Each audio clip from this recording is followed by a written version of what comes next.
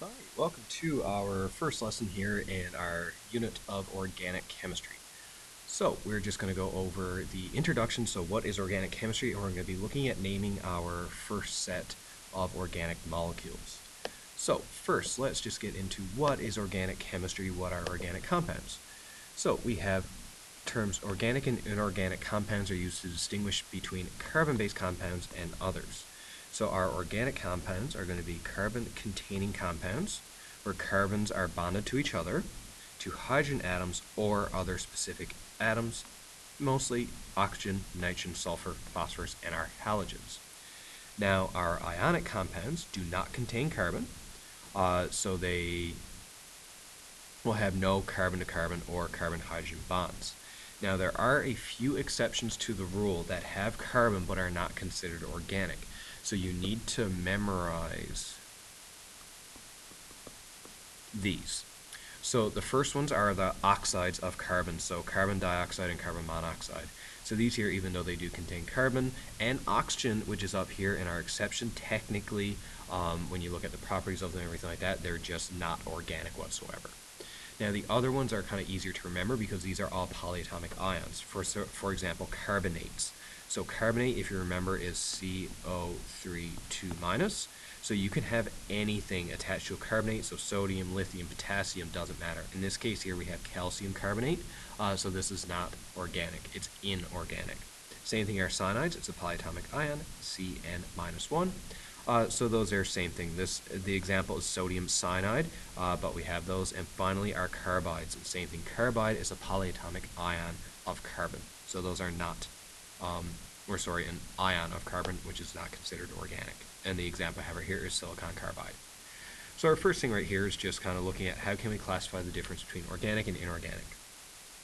Now, when we see examples like this is the one listed up above, we have calcium carbonate. So carbonate is one of our examples. So this is going to be inorganic. Whereas our next one, C25H52. Now, I'm not sure the name for this. I should probably Google this and actually put this in. But either way, we can have a carbon-containing compound and just hydrogen. So if it's mostly carbons and hydrogens, it's organic. So what you can do is actually pause the video here now and see if you can fill in the rest of these, which I'm going to do as well, and the answers are going to go up in about 3 seconds. So pause it, see if you can fill them in, and then see if these match yours. All right, and this is hopefully what you've got. Now, a lot of these here are, you can tell we have our oxides of carbon here, we have our cyanide right here, so they're inorganic. Now, a lot of people get this one confused, so CCl4. Now, this one is considered organic because when you look at our exceptions right here, up here we have oxides of carbon, carbonates, cyanides, and carbides. So we'll notice CCl4 does not fall into this category. It's actually a combination, or if you think of methane as CH4, so all we're doing for CCl4 is replacing the hydrogens with chlorine. And, as we know, chlorine's a halogen, so it fits our description. Alright, so just be careful at ones like that if you do see the halogens. Now, the reason why we have this entire unit is because, well, not only organic chemistry is a huge subset of chemistry, like synthetic organic chemistry is huge, where you look at how to make organic compounds. You can make polymers, which we'll get into later. These are synthetic fibers and all this stuff. So it's a massive subset of chemistry. But what makes it so unique, and so what I think is just awesome, is really carbon, is because, and carbon is very unique. First of all, carbon has 4 bonding electrons, which it can form 4 strong covalent bonds with itself and other elements. And the reason it can form strong covalent bonds as well is that carbon has electronegativity of 2.6, which is kind of right in the middle of our electronegativity charts, which ranges from 0.7 to 4.0. So that means that it will form covalent bonds, it won't form ionic bonds. It's not strong enough to take electrons, nor is it weak enough to lose electrons. So it will kind of form very strong covalent bonds with itself and other molecules. Not only that, it can form single bonds, double bonds, or even triple bonds with itself or other molecules. Now, depending on the combinations, how big, we can get long chains, we can make rings, spheres, tubes, sheets. There's a bunch of different stuff that carbon can do. and no other atom can do this, just carbon. So this is why it's so unique. And we have examples right here of carbon-carbon single bonds, double bonds, and of course triple bonds. Now for these names, we're going to get into how these names actually exist. So just kind of look ahead on how organic chemistry is going to play out. We have organic compounds, so this is our main umbrella thing. Now we are going to break our unit into hydrocarbons and hydrocarbon derivatives. So I'm just going to talk about the hydrocarbon derivatives first. So these are compounds that contain hydrogen, carbon, and another type of atom. So we're going to be looking at atoms that have halogens and oxygen. Now nitrogen, phosphorus, and sulfur show up in here, but we are not going to focus on those families. We're going to focus on the ones that have halogens and oxygen in there. So the four main families of hydrocarbon derivatives we're going to deal with is our organic halides, our alcohols, our carboxylic acids, and our esters. So we'll look at how to name them and how to classify them as well. All right, but that's more later. Now, for our first few lessons, we're just going to focus on our hydrocarbons. Now, hydrocarbons are only contain hydrogen and carbon, and that's it. So we have a bunch of different hydrocarbons with different classifications. We have something called aliphatic hydrocarbons and something called aromatic hydrocarbons. Now, aromatic hydrocarbons are structures based on benzene or a benzene-like ring. So, first of all, I know you're looking at this like, what is benzene? Well, benzene is C6H6. And how this looks is going to be like this. So we have what is called a rotating double bond. So you can tell that every second bond within this 6-carbon ring is a double bond. Now, you may see it written like this, or like this. Sorry, getting a little tight on space here, or like this. So there's three main ways to write benzene, but if you see this, like any of these representations inside of a larger molecule, we have what is called an aromatic. Now, besides our aromatics, other type of hydrocarbons that only contain carbon and hydrogen are our aliphatic. So please be very careful and please make sure to review these names. So our aliphatic hydrocarbons, these are going to be straight, branched, or rings of alkanes, alkenes, and alkynes, and cycloalkanes, and cycloalkenes and cycloalkynes, but not aromatics. I know you're looking at this like, oh man, that was a lot of words getting tossed out there, but we have definitions of each one down here.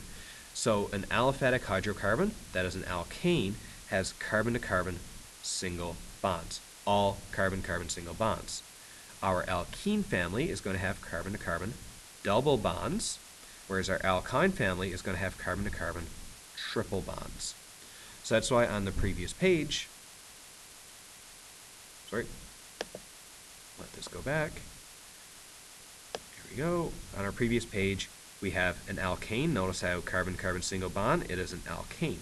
We have our double bond right here. That was an alkene. Our triple bond, an alkyne. So that's how we can tell the difference with those. So those are our organic families that we're going to be looking at in this unit.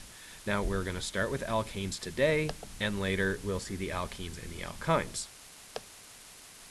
Now, before we actually get going, as well, for organic chemistry, not only are we going to be focusing on naming and figuring out the compounds, we will need to figure out, well, how to draw them.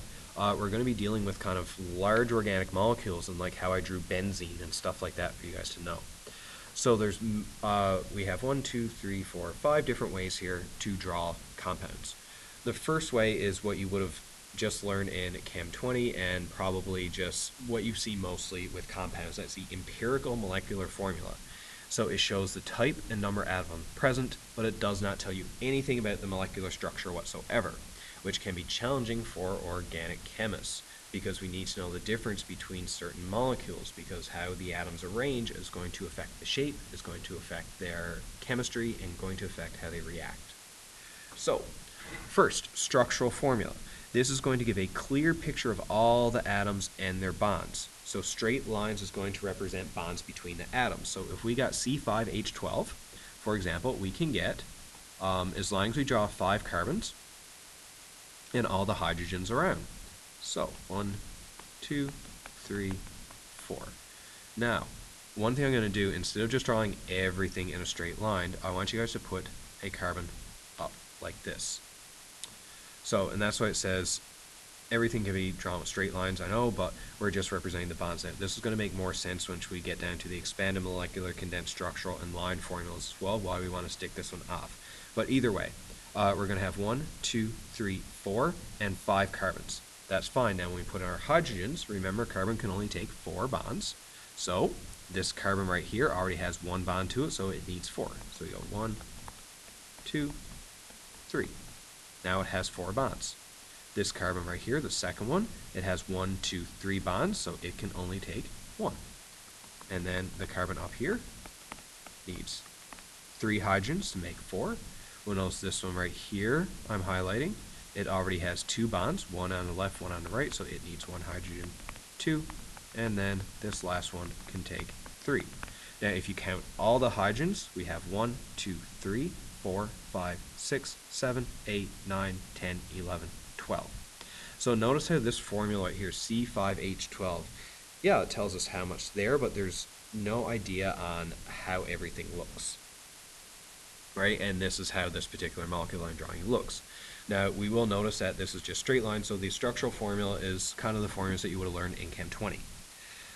Now, when we look at the expanded molecular formula, so this shows grouping of atoms, okay? So grouping of atoms would be like CH3, that's a group right here, because carbon, if you remember the word, is a central atom, right? It has a shape around it. So it shows grouping atoms, and brackets are used to indicate locations of substituent groups from left to right. So what a substituent group is a branch. So by writing, I know you haven't heard the word branch before, but as I write the expanded molecular formula, it'll make sense on which one is the branch. Now, how I have this drawn here, you can kind of tell your eyes drawn to the middle here, so we have 4 carbons in the middle.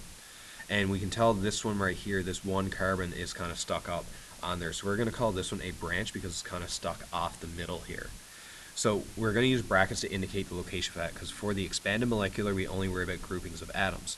So for example, one grouping is going to be this carbon, because it's a central atom, with its 3 hydrogens. So we write CH3.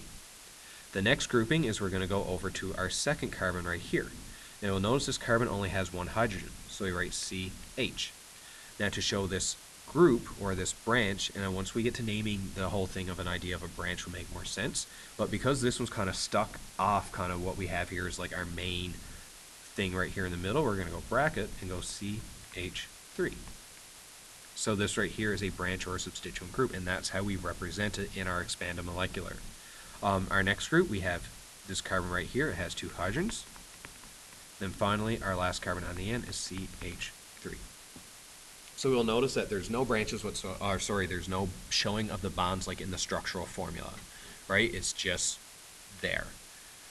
Now, this right here, the expanded molecular, is tough because where you don't see the bonds, it's very easy to hide a double bond or a triple bond, or even here like this branch that's sticking up, right? It's easy to hide it, so I would recommend starting with structural formula first and then getting used to condensed structural. Because condensed structural is basically taking structural and the expanded molecular and creating some sort of a hybrid. Because in the expanded molecular, what we did is we created groupings of atoms around carbon. So condensed structure, we're going to do the same. But we're still going to show all the other bonds are shown except carbon and hydrogen bonds.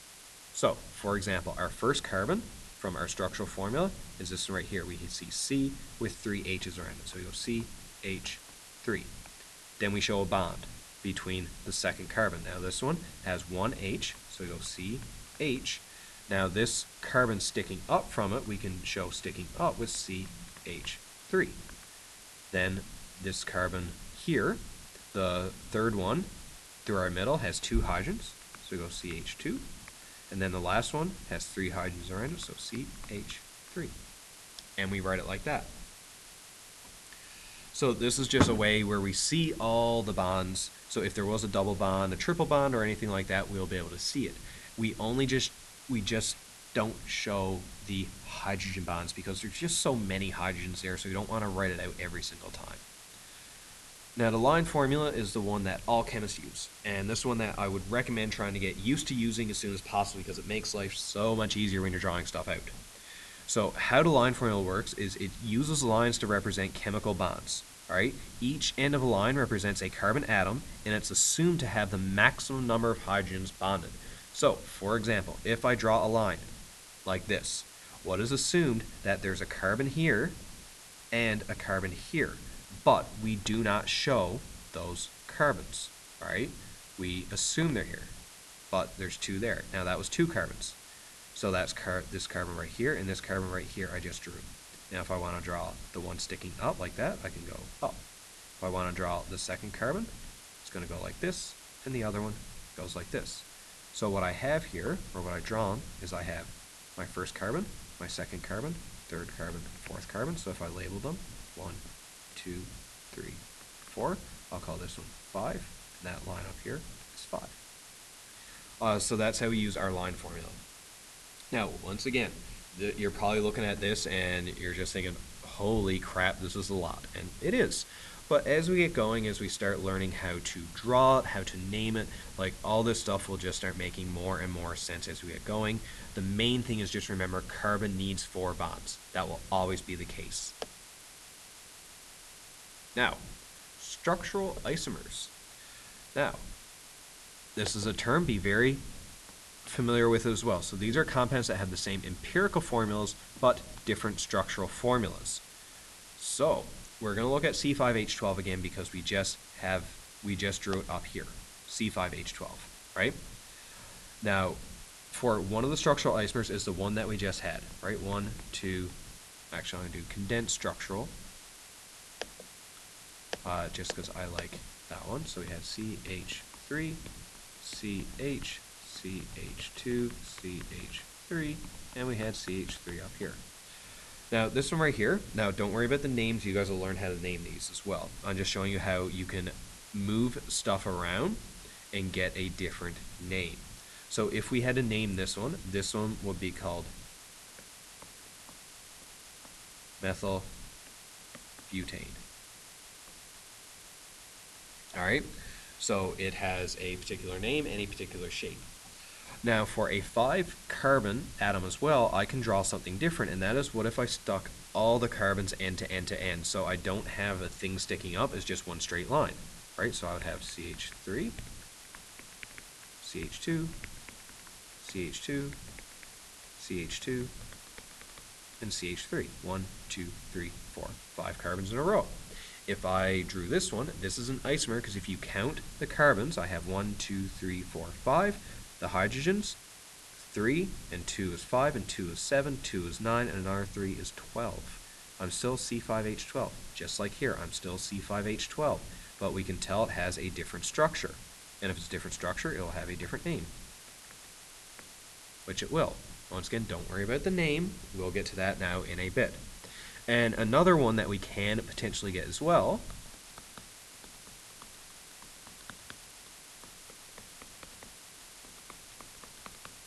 Alright, so if we drew something like this, notice, count my carbons. I got 1, 2, 3, 4, 5. Hydrogens, 3, 6, 9, 12. So I still have the same empirical formula C5H12,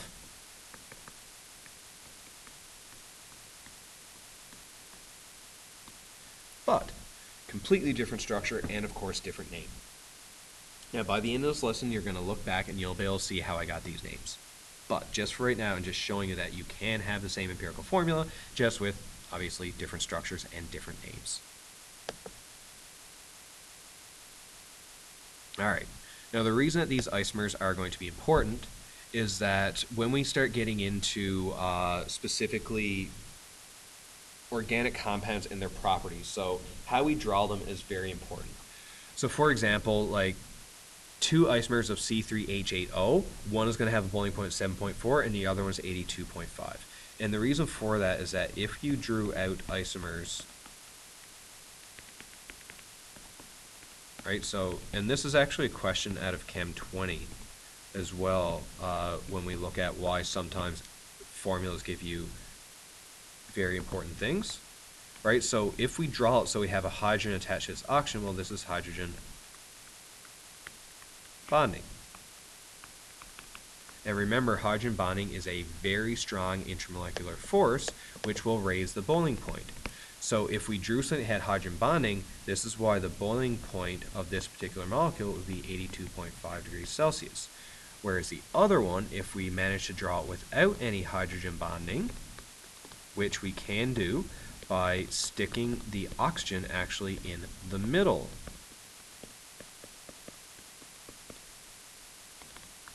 we'll notice no hydrogen bonding, but it does have a dipole-dipole force.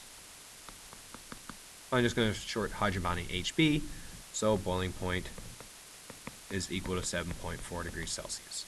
Right, so that's also why isomers are going to be very important, and how we draw them matters a lot. So with our hydrocarbons, where they're just, hydrogen and carbon, it doesn't really matter that much. But when we start getting into bigger molecules, when we start introducing oxygen, you do have to be careful about how you draw them, all right? Now, just a little refresher on intermolecular force. I'm not going to spend too much time on this because we would have had a lot of review on this in our Chem 20 review back at the beginning of the semester. Now, for organic molecules, I'm just going to give you guys kind of a quick and easy method to figure out if you're going to have a polar molecule or a nonpolar molecule, and therefore figure out if it will dissolve or not. And this is all right here. So if we have just carbon and hydrogen, it's always nonpolar. That will always be the case no matter what. So when we look at our aliphatics and aromatics, nonpolar. If we have carbon and hydrogen and another type of atom attached, it will be polar. Now, we are going to learn another little asterisk on that, like it depends on the size of the molecule as well, but just for right now, if you see just carbon and hydrogen, nonpolar. Carbon and hydrogen plus another atom, it's going to make it polar. And now, once again, I'm not going to go over all this because I want you guys to kind of look at the notes and figure these out as well. But you can make kind of snap decisions on polarity. Now, once again, drawing structural diagrams you can, but notice just carbon and hydrogen, non-polar. Carbon, hydrogen, another atom, polar. Carbon, hydrogen, non-polar. And take a guess, see a different atom, polar, right? So this page right here, I'll let you guys kind of go through, look at the notes, and get these online. I just want to jump right into the naming, just because this video is already running long as it is. So, naming hydrocarbons. We are going to follow the IUPAC naming system. So that's the International Union of Pure and Applied Chemistry. So these are the guys who made up the rules for naming these here. So there's going to be three basic parts to a naming. We're going to name our branches, and our branches may have prefixes, which our prefixes are down here. So depending on the number of branches, if we have 2, we're going to use the prefix di, 3, tri, 4, tetra, and so on. The other part of the name is going to be root or the parent chain. Now, when we scroll down and see what the root or the parent chain is, the root is the longest continuous chain of carbon atoms present. Now, depending on how long our thing is, if our longest chain is 1 carbon, we're going to see the word meth. If it's 2 carbons, eth. If it's 3 carbons, prop. If it's 4 carbons, bute. Now, you guys already seen this before. Now, if we go back to this right here, notice how the longest chain in the middle for our first one, we had 1, 2, 3, 4 in the middle, bute. And that's 4. We had 1, 2, 3, 4, 5, pent. And here, our longest chain in the middle was 3, so we seen prop. So that's where these names came from. Now, and as for branches, as I kind of brought up that before, if we have our longest chain in the middle right here, obviously this is a branch. And this right here are also branches. Sorry, that's a terrible way to spell branches there. But yeah, so that's where those words were kind of coming into play there. And then finally, the last part of the name is going to be the suffix or the family name. Now, When we scroll down, the suffix indicate the family or the functional group. We'll get into that word very soon, and everything is unique for every family. So all the names kind of have these breakdowns. And to get used to it, you just gotta kind of do a lot to get used to it. So our first family we're going to look at is alkane. It contains only carbon-carbon single bonds. So the suffix, the family name, we're going to see A-N-E at the end. Now our general formula for alkanes is CnH2n plus 2, where n is equal to the number of carbons.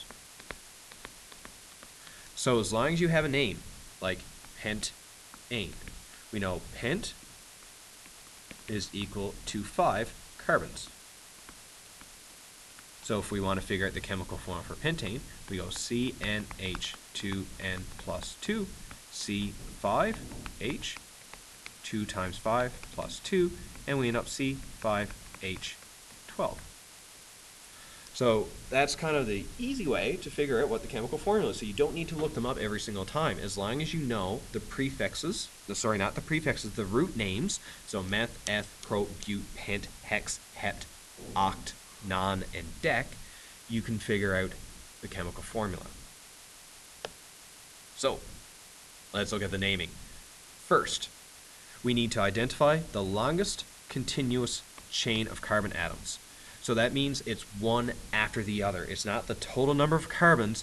It needs to be one after the other attached. It might not appear in a straight line. There might be groups attached to certain things, but we're going to break into that when we get to our first example. Step number 2.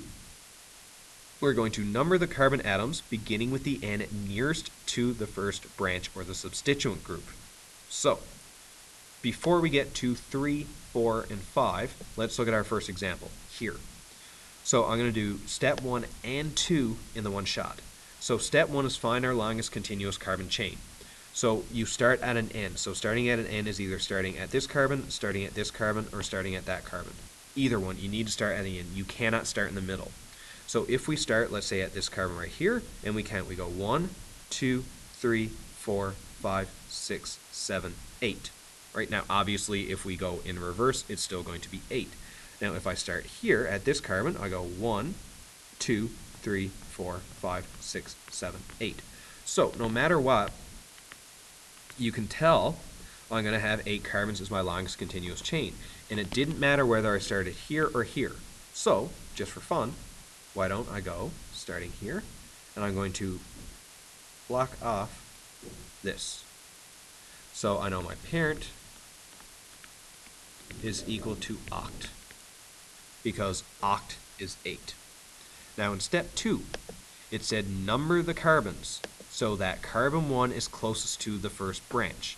So obviously, this right here, where it's not contained inside my longest continuous chain, this is what we call a branch.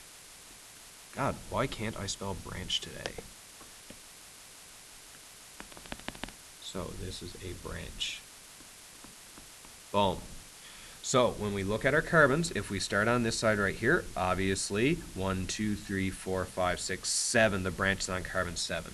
Not what we want, because if we start here and go 1, sorry, just let me get a different color here. If we go 1, 2, 3, 4, 5, 6, 7, 8, our first branch is on carbon 2, which is the lowest number. So this is how it needs to be labeled. Now let's look at step 3. Identify and give the location, so the number of carbon that's on the parent chain, and replace the branch with, basically if you name it like an alkane where you have A and E, you add YL.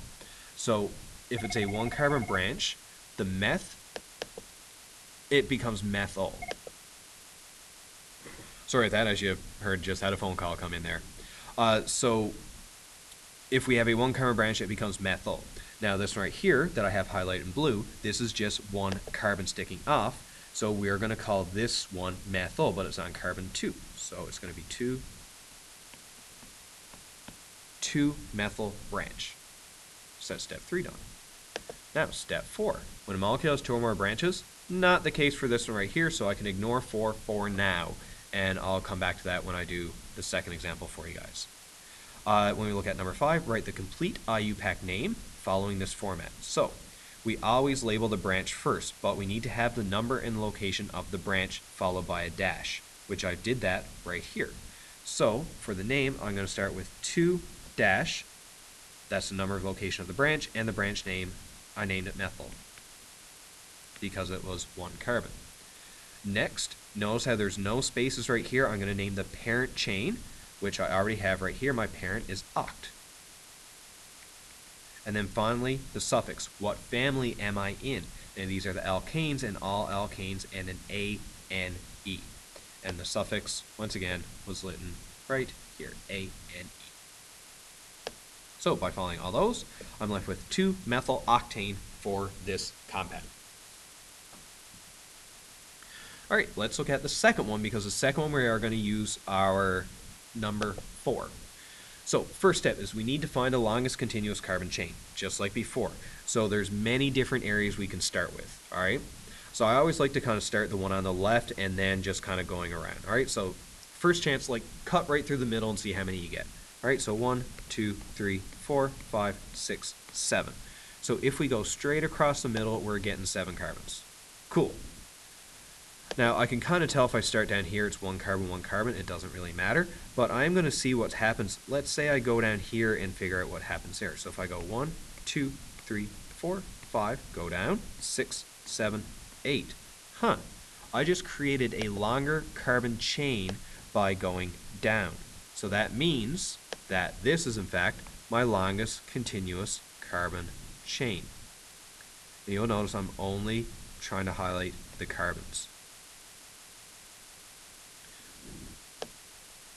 So step 1 done. Step 2, number the carbons, starting with the end closest to the first branch. So my ends are here or here. Once again, it's not in the middle. Now if I start down here, 1, 2, 3, 4. My first branch off carbon 4. If I start here, 1, 2. First branch off 2. So I need to go 1, 2, 3, 4, 5, 6, 7, and 8. Those are the numbers. And I'm also going to go, just for my own memory, my parent is equal to oct, because I have 8 carbons. Now,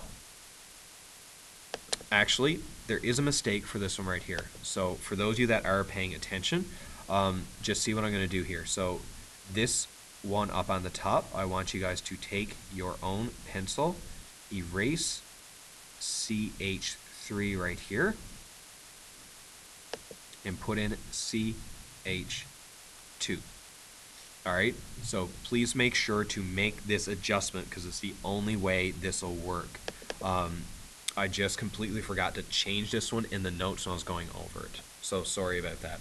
But just make sure your compound looks like this. So let's go back to identifying and giving locations of the names of the branches. So just like before, anything that's not inside my green, any carbons that's not inside my green main chain right now is a branch. So we can tell this one right here is a branch. And we have off carbon 2, and it's 1 carbon, so it is a 2-methyl. Now, notice on carbon 4, we see 1, 2 carbons. Now, when we have 2 carbons is eth. So I write eth, to show it's a branch, it's YL.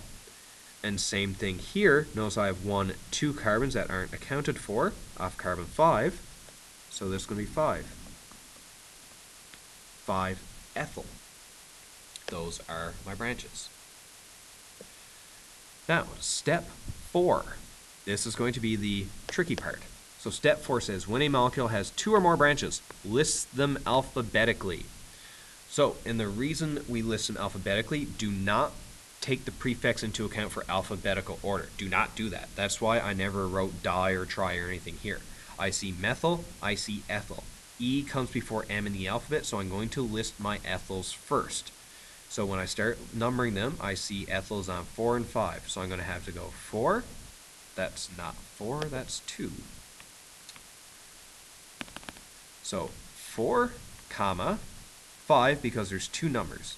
Now I have 2 ethyls there. Remember prefixes. So we get diethyl. And that's back on the previous page, right? about the whole prefix thing with branches. So we got 1,2-diethyl. Next, we have our methyl. Now, before, notice how that dash shows up between number and name. So whenever we're separating letters and numbers, we go dash, 2, methyl, and then finally our parent chain oct, and suffix ane. So the name here is 4,5-diethyl 2-methyl octane. I know, that is a lot to take in at this moment. That's why if you actually start right now and go to your in your workbooks that you have listed there, the first thing is just a little bit on isomers and a little bit on alkanes. It's more simplistic alkanes than what we're given here in the notes. So that's a good starting point. Now, if you still want to continue on the next page, we have more diagrams here. All right. Now, I'm going to go back and kind of fill, or actually what would be an excellent time right now is pause the video and try these here on your own. All right. Now, what's going to happen is that in a few seconds, you're going to see everything pop up, but they're going to be popped up the exactly same way how I organized them last time. I'm going to have the longest continuous carbon chain highlighted in green. I'm going to have all the branches highlighted in blue, and I'm going to have carbon 1, 2, 3, 4, all the carbon numbers in red and the name in red. Okay? So please pause the video because in 3 seconds, the answers are coming up.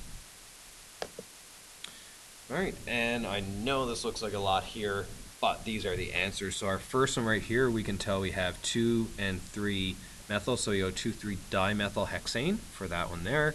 For our other one, our longest continuous chain is hept. We see branches off, methyl branches off 1 and 4, and an ethyl off 4 as well. So we have to go 4-ethyl, E comes before M, and then 2,4-dimethylheptane on our one down here. Now, if you took it and went straight across the middle, that's also fine. I just wanted to show you that you don't go across the middle every single time, so I kind of went zigzag up like that. But you still should have gotten 3-ethyl 2-methylpentane. And finally, the last one, it goes right across the middle for heptane. We see methyls off carbon 2, 2 on carbon 2, and 1 on carbon 3. So we write 2,2,3 trimethyl because there's 3 of them, and heptane at the end. So that is the naming of our alkanes. Now down below, we'll see some stuff on how to draw them. Now, once again, drawing that, you have your directions right there. It's basically you draw your parent chain first and then draw the branches.